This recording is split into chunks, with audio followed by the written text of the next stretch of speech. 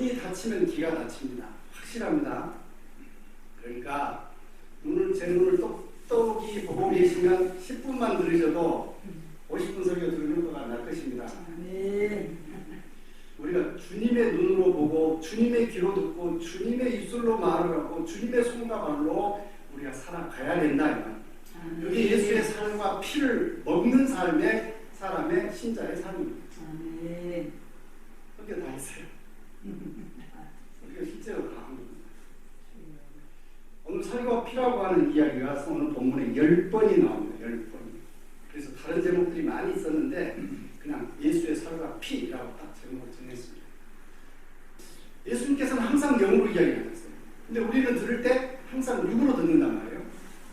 그러다 보니까 이게 이해도 안 되고 말씀이 전해지도 않고 진리가 제대로 먹히지를 않았어요. 그런 말씀도 있잖아요. 너희들이 땅의 일을 생각하고 땅의 일만 추구하다 보니까 내가 하늘의 이야기를 하는데 어떻게 해서 너희들이 알겠느냐, 그런 이야기를 예수님이 하셨습니다. 이제 이 본문을 읽으면서 우리가 자꾸 예수님의 살과 피를 우리가 어떻게 먹냐, 그때 당시에 유대인들처럼 그렇게 우리가 생각을 하시면 안 됩니다. 예수님의 살과 피는 우리의 믿음이다, 이렇게 생각해야 됩니다. 예수님께서 살고 살을 지키시고 피를 흘리셔서 우리의 모든 허물과 죄악을 대속하시고 그 예수 그리스도의 대속의 피와 살을 믿으면 그 믿음이 우리가 예수 그리스도의 살과 피를 먹는 것이다, 이렇게 생각을 합니다. 그러면 어떤 사람은 사냐? 드라마에서 나온 것처럼 예수님의 눈으로 봅니다. 예수 그리스도를 믿는 그 믿음은 예수 그리스도의 귀로 듣고 예수 그리스도의 입으로 우리가 말하면서 살 수 있습니다. 이제 제가 이 전체를 한 절씩 이렇게 여러분들에게 정리를 해줬습니다만 53절하고 56절 두 절만 제가 이 원고를 읽으면서 간단하게 마무리를 하려고 합니다. 53절입니다. 예수께서 이르시되 내가 진실로 너희에게 이르노니 인자의 살을 먹지 아니하고 인자의 피를 마시지 않으면 너희 속에 생명이 없느니라. 실제로 예수를 믿는다고 하면서 교회에 출입하는 사람들 중에서 믿음이 없이 교회를 출입하는 사람들이 많이 있습니다. 다시 말하면 예수님의 살을 먹지 아니하고 예수님의 피를 마시지 아니하는 교인들이 많다는 이야기죠. 그 사람들에게는 실제로 생명이 없습니다. 예수님의 말씀을 그대로 전합니다. 여기서는 인자의 살이라는 말에 인자의 피란 말을 더했습니다. 그렇게 말씀하시는 이유는 무엇일까요? 그것은 첫째, 살과 피는 인간성 모두를 가리키기 때문입니다. 예수님의 인간성 전체가 우리의 속죄 제물이 되셨으니 그것은 우리 구원의 완성을 위한 것입니다. 둘째, 피를 첨부하여 말씀하신 또 다른 이유는 피는 특별히 생명을 의미합니다. 창세기 9장 4절, 레위기 17장 11절 14절, 그 피를 흘리셔서 속죄 제물을 성립시키시기 때문입니다. 출애굽기 12장 7절 8절, 레위기 1장 5절, 히브리서 9장 12, 20절. 말씀을 문자적으로 이렇게 받아들인다면 우리가 실제로는 이게 굉장히 혼란스러울 수밖에 없습니다. 문자적 의미보다는 비유적 의미를 가진 것입니다. 살을 먹으며 피를 마신다는 것은 믿음으로 그리스도와 연합하는 생활을 의미합니다. 예수 그리스도의 속죄를 믿는 것, 곧 그의 살과 피를 먹으며 마시는 행위와 같이 예수님을 영접하여 자신의 분깃으로 만드는 실제적 행위인 것입니다. 신앙은 이론뿐만 아니라 이 말씀에 이렇게 말씀에 사로잡혀서 말씀이 생명이 되고 말씀의 이끌림을 받는 삶, 그것이 참 신앙이다, 이렇게 이야기를 할 수가 있습니다. 56절을 읽겠습니다. 내 살을 먹고 내 피를 마시는 자는 내 안에 거하고 나도 그의 안에 거하나니. 자요, 이것은 그리스도의 속죄를 받는 자가 주님과 연합하게 됨을 가리킵니다. 우리가 잘 아는 갈라디아서 2장 20절입니다. 내가 그리스도와 함께 십자가에 못 박혔나니 이제는 내가 사는 것이 아니고 오직 내 안에 그리스도께서 사신 것이다. 내가 육체 가운데 사는 것은 나를 사랑하는 나를 위하여 자기 자신을 버리신 하나님 아들을 믿는 믿음 안에서 사는 것이다. 실제로 우리가 예수 그리스도와 함께 십자가에 못을 박혀서 같이 죽었어요. 그런데 아직도 내 육체 안에서 내가 살아있어요. 그것은 내가 사는 것이 아니라 믿음 안에서 산다는 거예요. 설교 원고에는 못 넣습니다만 계속 묵상하다 전철 안에서 오는데 또 이 생각이 딱 들었어요. 이것을 설명하기 위해서 내가 육적 가운데서 믿음 안에서 산다. 사형이라는 거 여러분이 많이 들어보셨잖아요. 이제 오늘 제가 맨 서론에 그 이야기 해놨어요. 구원의 서정, 성령의 사역이라고 보는데 성령의 구원의 서정 사역 이전에 두 가지가 있습니다. 이건 이제 심리적 연합이라는 게 있더라고요.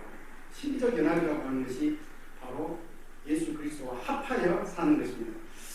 제가 생각해 보니까 그런 게 있었어요. 이제 이 오늘 본문 말씀에 보면은 택자 구원, 예정론도 나오고 심리적 연합도 나오는 그런 교리적인 내용이 있었어요. 제가 이제 신학교에서 철학을 가르칠 때 보니까 인식론에서 안다는 것이 무엇이냐 이걸 가르칠 때 일치설, 정합설 뭐 이런 정도 등을 가르쳤어요. 그런데 최근에 현대 철학에서 무엇을 안다는 것은 합의라는 것이다. 그게 나왔어요. 최근에 현대 철학에. 그래서 합의한다는 말은 이제 우리가 문재인 대통령은 잘 알아요. 아주 훌륭한 일들 요즘에 하고 계시잖아요. 근데 우리가 매스컴에서 아는 것 정도밖에 몰라. 근데 거기 비서실장이나 아마 그 영부인께서는 우리보다 훨씬 더 잘 알겠죠. 그렇지만 그 사람들조차도 그 대통령의 진짜 그 정신세계, 진짜 속마음 누가 알겠어요? 누구만 알아요? 자신만. 그런데 진짜 구속을 하려면 그 사람하고 합해버리면 알겠잖아. 그 정신이, 그 영혼이 합해버리면 알 수 있을 거예요. 이게 진짜 안다는 것이 아닌가 이런 강의를 한 적이 있어요. 실제로 우리가 예수 그리스도를 알아요. 예수님을 알아요. 이제 하나님의 예정 가운데서 우리를 부르셔서 우리 안에 사형리 안에 나오잖아요. 하나님의 영에 하나님의 씨를 심어줬어요. 예수 그리스도의 성령의 영이 우리 안에 있단 말이에요. 내가 육체 가운데서 살아요. 하나님의 영도 내 안에 계셔요. 근데 그 영을 나의 자아가 깔아뭉개버린 거예요. 내가 가운데서 나를 주장하고 영은 의자 밑에서 조그맣게 길을 보수고 있어요. 아이고 기죽어. 근데 예수 그리스도를 믿는 그 믿음이 장성한 분량에 이를 때에 점점 나는 의자 밑으로 내려가고 하나님의 영이 나를 지배하고 모든 나의 삶이 아까 말씀드렸잖아요. 그리스도의 눈으로 보고 그리스도의 귀로 듣고 그리스도의 입술로 말하고 그리스도의 손과 발로 우리의 삶이 지배되어질 때에 그때 예수님과 진짜 합일한 크리스찬 신비적 연합의 완성이 되지 않겠는가 그렇게 생각을 합니다. 갈라디아서 2장 20절 말씀 방금 제가 읽었습니다. 요한복음을 보면 요한복음이 요한이 쓴 성경이 있잖아요. 요한복음, 요한 1, 2, 3, 4, 4, 요한계시록 있잖아요. 그 요한이 쓴 그 글을 보면 요한의 신학을 우리가 쫙 볼 수 있어요. 그리스도와 연합한 사람은 어떤 삶을 살 것인가? 첫째, 주님의 계명을 지킵니다. 요한일서 3장 24절 그의 계명을 지키는 자는 주 안에 거하고 주는 그의 안에 거하시나니. 연합한 사람은 주님 안에 거하는데 거하는 자는 계명을 지킨다는 거죠. 주님의 계명이 무엇입니까? 주님의 계명 한마디로 알잖아요. 무엇이에요? 사랑입니다. 내 안에 주님의 사랑이 흘러나오게 해야 되겠다. 주님의 사랑의 눈으로 사람을 보고 주님의 사랑의 손으로 내가 행동을 하고 그래서 회사에서 일할 때 남들이 싫어하는 일을 내가 다 합니다. 힘들다 그러면 내가 다 해도 다 도와줘요. 남들한테 맨날 불평을 하면 어떤 사람들이 맨날 불평을 하면 불평을 놨거든? 그래도 감사하며 살자. 이러고 삽니다. 둘째입니다. 주님을 본받습니다. 요한일서 2장 6절 그의 안에 산다고 하는 자는 그가 행하시는 대로 자기도 행할지입니다. 주님께서 십자가에 달리셔서 물과 피를 다 흘리셨어요. 아까 식사하시면서 그런 이야기 하셨잖아요. 금방 잊어버렸어요. 여수의 무슨 손양원 목사님? 손양원 목사님. 우리가 손양원 목사님이나 찰 수 있겠어요? 그렇지만 예수님의 사랑은 그런 사랑이어야 합니다. 우리 흉내라도 내볼 수 없습니까? 주님을 본받아야 합니다. 요한일서 2장 6절 세 번째는 열매를 맺습니다. 요한복음 15장 4절 내 안에 거하라 나도 너희 안에 거하리라 가지가 포도나무에 붙어있지 않으면 스스로 열매를 맺은 같이 없음 같이 너희도 내 안에 있지 않으면 예수님 안에 붙어있을 때 예수님하고 연합해서 살 때 우리에게는 열매가 나타날 겁니다. 무슨 열매입니까? 성령의 열매겠죠. 사랑과 희락과 화평과 오해 참음과 자비와 양성과 충성과 온유와 절제일 텐데 정말 들여다보고 있으면 그 어느 하나라도 제대로 맺은 열매가 없어요. 우리의 삶 속에서 진정 성령의 열매가 주렁주렁 눈뜨세요. 맺혀지기를 바랍니다. 예. 네 번째는 죄를 범하지 아니합니다. 요한일서 3장 6절 그 안에 거하는 자마다 범죄하지 아니하니 범죄하는 자마다 그를 보지도 못하였고 그를 알지도 못하였냐. 죄를 온전하게 거룩하게 지키지 않는다. 제가 언제 설명한 것 같아요. 우리가 영화의 단계에 들어가기 전에 죄를 범하지 않고 살수는 없을 것 같아요. 제가 이제 제 현민 목사님에게 말씀드린 거 있어요. 원수 받는 것이 내게 있으니 내가 갚으라고 주님께서 말씀하셨다고 하는 것을 로마서 12장 마지막 절을 외우고 다니면서 나는 행동으로 원수를 갚았어요. 실제로. 그래가지고 변함을 만났죠. 그랬는데 요즘에 실제로 행동으로 죄를 짓지는 않은 것 같아요. 근데 요즘에 가만히 내 자신을 보니까 생각으로 입술로 또 죄가 많이 나왔어요. 그 죄를 그때 정말 철저하게 해외에 나가면서 이제 정말 우리의 생각까지도 우리 입술의 어떤 죄악까지도 우리가 주님의 그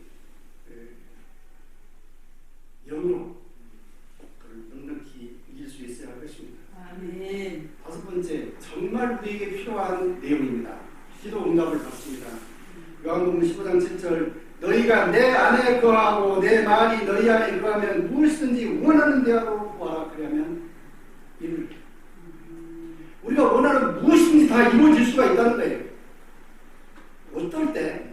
우리가 주님 안에 있을 때. 그리고 주님의 말씀이 우리 안에 있을 때. 그 말씀이 생명이 되고 그 말씀이 우리를 주장하게 만들 때에 우리의 질병도 낫기를 구하면 떠나갈 것입니다. 우리의 삶 속에 그 어떤 문제도 구하는 대로 다 이루리라고 말씀하셨사오니 그 말씀을 믿고 구할 때에 반드시 이루어질 줄로 믿습니다. 여섯 번째, 생명을 가졌습니다. 요한복음 6장 57절 살아계신 아버지께서 나를 보내심에 내가 아버지로 말미암아 사는 것 같이 나를 먹는 그 사람도 나로 말미암아 사니라. 일곱 번째, 주님의 재림에 대하여 담력을 갑니다. 요한일서 2장 28절 자녀들아 이제 그 안에 거하라. 이는 주께서 나타내신 바 되면 그가 강림하실 때 우리로 담대함으로 그 앞에 부끄럽지 않게 하려 함이라 등입니다.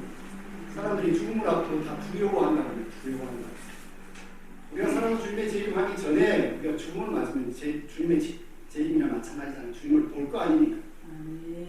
우리가 임종할 때도 담대하게 하나님 앞에 영광을 돌리면서 죽음이 두렵지 않은 그런 삶을 살 수 있을 것입니다. 인자의 삶과 피를 먹는다는 것은 믿음으로 예수님과 하나 되는 것입니다. 내가 죽고 주께서 내 안에 살아 주님의 눈으로 보고 주님의 입으로 말하고 주님의 귀로 듣고 주님의 손과 발로 움직여 주께서 매일매일 나를 이끌어 가시도록 맡기며 사는 것을 의미합니다. 그것을 그어간다는 것은 예수님과 상관없는 사람으로 자처하는 것입니다. 우리는 날마다 이전에 내가 주와 함께 죽은 것을 염두에 두고 살아야 됩니다. 그걸 의식해야 됩니다.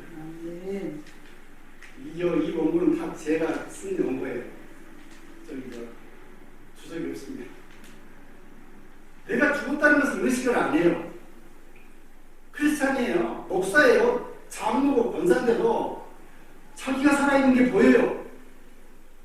근데 저 목사님은, 아니 저 권사님은 왜 자기가 죽은 것을 모를까? 죽은 사람이 많이 있습니까? 죽은 사람이 성질내요? 죽은 줄 몰라요. 자기가 드러나고 예수님이 드러나지 않는 사람은 자기가 아직 뻘뻘 살아있는 거예요. 내가 죽었다는 것을 의식해야 됩니다. 내가 주님과 함께 십자가에 못 박혀서 내가 죽었다는 것을 의식해야 됩니다. 아멘. 그리고 내 안에 주님께서 살아계시게 해야 합니다. 내 안에서 말씀이 성령이 주님께서 살아 역사하게 해야 합니다. 내가 뻘뻘 살아있고 내 안에 주님이 살아계신 것조차도 의식이 안 될지라도 의식해보자. 주님이라고 이렇게 하지 않으셨을 텐데. 그러면서 나를 죽이고 주님으로 하나씩 하나씩 살아가면서 조금 됐네, 이제 조금 더 됐다 그러면서 정말 우리가 주님 앞에 가기 전에는 주님 앞에 그래 너 그만하면 됐다, 아이고 이 땅에서 고생했네,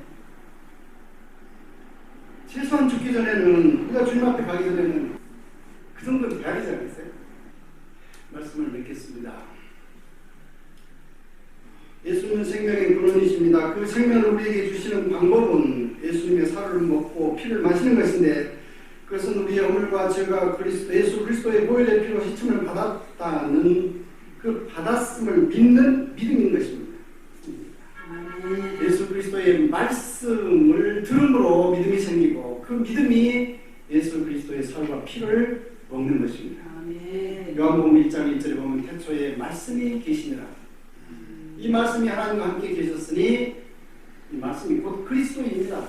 따라서 우리는 이 땅에서 말씀이, 제가 계속 강조를 합니다. 말씀이 생명이 되게, 말씀이 우리 피가 되고 살이 되고, 우리의 말씀을 인해서 우리 삶이 영이 되어 나갈 때에 우리는 예수 그리스도와 연합할 뿐만 아니라 예수 그리스도의 살과 피를 먹는 진정한 크리스찬이 될 수가 있을 것입니다.